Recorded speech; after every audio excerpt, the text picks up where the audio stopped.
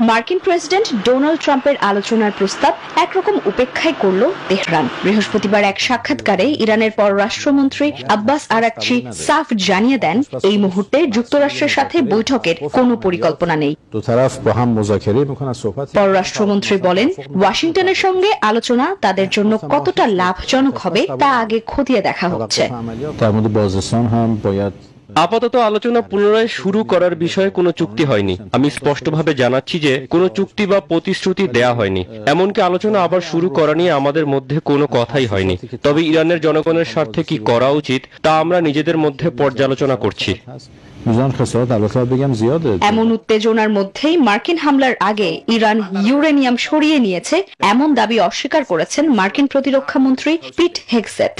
Bundle থাকলে প্রতি সেনমানিতে টাকা বাঁচবে। বিকাশ সেনমানি বান্ডেল কিনে জিতুন প্রতি লেনদেনে। একই সুরে পোস্ট করেছেন প্রেসিডেন্ট ট্রাম্পও। হোয়াইট হাউস বলছে, ইরানের ব্যাপারে কূটনৈতিক পথেই এগোচ্ছে যুক্তরাষ্ট্র।